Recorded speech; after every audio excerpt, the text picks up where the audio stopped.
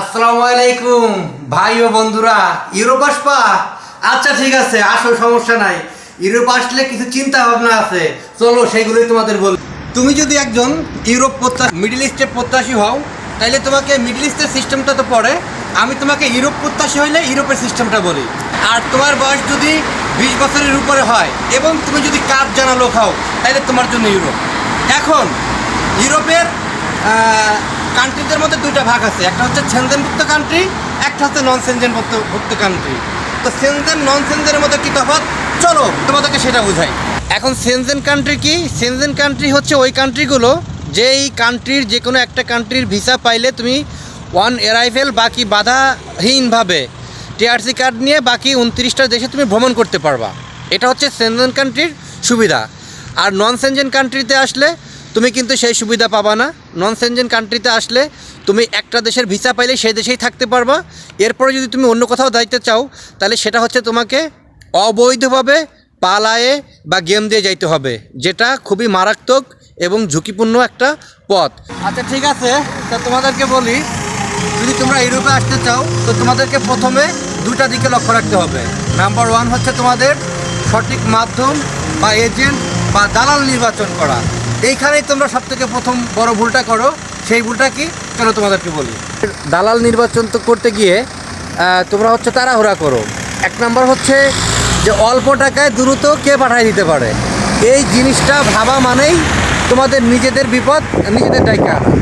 তার কারণ কম টাকায় শর্ট টাইমে যারা পাঠাইতে চায় তারা কখনো তোমাকে অথেন্টিকভাবে পাঠাইতে পারবে না। তোমরা যখন কোনো এজেন্ট বা কোনো দালাল বা কোনো মাধ্যমকে খুঁজে পাও, তখন তোমরা আগে তার কাছে বলো যে আমরা সহজেই যাইতে চাই, তাড়াতাড়ি যাইতে চাই, দ্রুত যাইতে চাই এবং কম টাকা।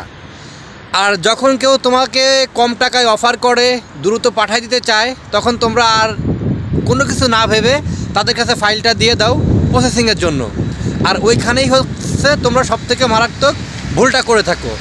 তার কারণ ভাই, এটা মিডল ইস্ট নয়, এটা ইউরোপ।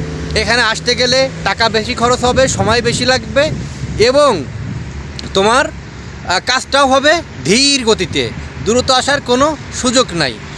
আর যারা অরিজিনাল মাধ্যমে কাজ করে, অথেন্টিক ওয়েতে কাজ করে, তারা কখনোই তোমাকে স্বল্প সময়ে পাঠানোর কথা বলবে না, কম বাজেটের কথা বলবে না এবং দ্রুত তুমি আসতে পারবা, এটা তো কখনো বলবেই না। তো যখন তোমরা সব কিছু যাচাই বাছাই করে একটা এজেন্ট বা একটা মাধ্যমকে তোমরা তোমাদের ফাইল প্রসেসিংয়ের জন্য, তোমাদের ইউরোপের স্বপ্নকে পূরণ করার জন্য নির্বাচিত করবা, তারপরে তোমাদের করণীয় কী, চলো সেটা এখন বলি। তো প্রিয় ভাইয়েরা আমার, যখন তোমরা সঠিক দালাল পাইছো, সঠিক কান্ট্রি পাইছো এবং আসবা বলে নিয়ত করছো, তখন তোমাদের আরেকটা বিষয় এখানে ভাবতে হবে যে তুমি কি সেনজেন কান্ট্রিতে আসবা নাকি নন সেনজেন কান্ট্রিতে আসবা। তো আমি তোমাদেরকে বলবো, তোমরা সেনজেনে আসতে চাইলে সেনজেনকেই নির্বাচন করো, নন সেনজেন আসতে চাইলে নন সেনজেনকেই নির্বাচন করো। তো এখন চলো তোমাদেরকে বলি যে বর্তমান সময়ে সেনজেনের কোন কোন কান্ট্রিগুলো সবথেকে বেশি ভিসা দিচ্ছে এবং নন সেনজেনের মধ্যে কোন কোন কান্ট্রিগুলোতে ভিসা দিচ্ছে, আর কোন কোন দেশে তোমরা আবেদন করলে বাংলাদেশ থেকে কাজ হবে, আর কোন কোন দেশে আবেদন করলে তোমাদেরকে ইন্ডিয়া যাইতে হবে। তো চলো সেগুলো তোমাদেরকে এখন বলি। তো বন্ধুগণ, তোমরা তো জেনে থাকবে যে সেনজেন কান্ট্রির মধ্যে ক্রোয়েশিয়া, রোমানিয়া এবং বুলগেরিয়া বাংলাদেশিদেরকে সব থেকে বেশি ভিসা দিত। তো ক্রোয়েশিয়ার প্রসেসিং তো বর্তমানে বন্ধ। তো এখন রোমানিয়া এবং বুলগেরিয়া, এই দুইটা কান্ট্রি হচ্ছে সেনজেনের মধ্যে সবথেকে বেশি ভিসা দিচ্ছে। এর মধ্যে বুলগেরিয়া বেশি দিচ্ছে, রোমানিয়াও একটু কম দিতেছে। তো এখন তোমরা বুলগেরিয়া অথবা রোমানিয়া যে কোনো একটি কান্ট্রিকে সেনজেন কান্ট্রি হিসেবে চুজ করতে পারো। তবে অবশ্যই রোমানিয়াতে দাও বা বুলগেরিয়াতে দাও তোমাদের বয়স যদি 24+ হয় এবং যদি মোটামুটি ইংলিশে কথা বলতে পারো, তাহলে তোমাদের ভিসা পাওয়ার চান্স অনেকটা বেশি। আর নন সেনজেনের মধ্যে গেলে Serbia, Macedonia, Kosovo, Albania, Montenegro, এখন যে যে এজেন্টের কাছে বা যে যে মাধ্যমের কাছে যে দেশের সুযোগ আছে, তোমরা সেই মাধ্যম থেকে সেই দেশের জন্য আবেদন করতে পারো।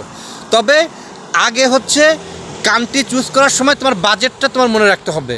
তার কারণ ভাইয়া, আমরা যখন আসছিলাম আমাদের আস্তে আস্তে আমাদের বাজেটটা অনেক ক্রস করে যায়, যার কারণে লাস্ট মুহূর্তে টাকা ম্যানেজ করা অনেকই সমস্যা হয়ে গেছিলো।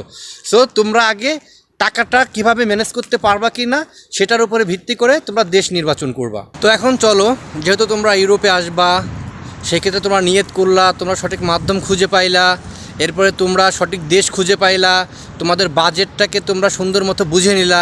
এখন যখন তোমরা ইউরোপে আসবা, কোন কাজে আসবা বা কী কাজের চাহিদা, এটা একটা প্রশ্ন থেকে যায়। তো সেই ক্ষেত্রে যখন তোমরা ইউরোপে আসবা, অবশ্যই যে কোনো একটা হাতের কাজ শিখে আসার চেষ্টা করবা। তার কারণ হাতের কাজ শিখে আসলে শুধু ইউরোপে না, তুমি পৃথিবীর যে কান্ট্রিতেই যাও না কেন, সেখানেই তোমার আলাদা একটা মূল্যায়ন থাকবে। এখন ইউরোপে যদি তুমি আসো বা তুমি পৃথিবীর যে কান্ট্রিতেই যাও, তুমি ওয়েল্ডার, এরপর electrician, plumber, rod binder, tiles mason, এরপরে তোমার এই যে আমাদের যে চুলের যে কাটিং, নাপিতের কাজ, এরপরে রেস্টুরেন্ট, যে কোনো একটা কাজ তোমরা শিখে আসতে পারো।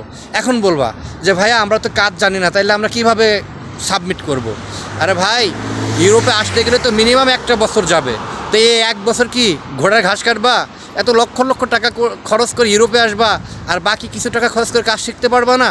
তো অবশ্যই তোমাদের প্রতি আমার একটা আবেদন থাকবে, যে দেশের জন্যই আবেদন করো না কেন, আবেদন করার পরে যে মাঝে যে সময়টা থাকে ওই সময়ের মধ্যে কাজ শিখে নিবা। কারণ কাজ শিখে আসলে তুমি যে কান্ট্রিতে যাও সেখানে তোমাকে অনেক মূল্যায়ন করা হবে। আশা করি আমি তোমাদেরকে যে তথ্যটা পৌঁছাইতে চাইছিলাম বা তোমাদের সঙ্গে যে বিষয়টা শেয়ার করতে চাইছিলাম, হয়তো তোমাদেরকে বুঝাইতে পারছি। আর আমার টপিকের মধ্যে অনেক কথা ছুটে যাইতে পারে, বা না যেটা বলার দরকার ছিল হয়তো বা সেটা বলতে পারি নাই, আবার যেটা দেখা গেছে বলার দরকার না সেই কথাটা দেখা গেছে যে বলে ফেলছি। তো তোমাদের কাছে আমার একটা আবেদন যে তোমরা যে কোনো কথা বা যে কোনো প্রশ্ন, যে কোনো বিষয়ে জানার থাকলে অবশ্যই কমেন্ট বক্সে কমেন্ট করে আমাকে জানাবা। আমি নেক্সট ভিডিওতে তোমাদেরকে সেই বিষয়ে সলিউশন দেওয়ার চেষ্টা করব। তো সবাই ভালো থাইকো, সুস্থ থাইকো, আমার জন্য দোয়া কইরো।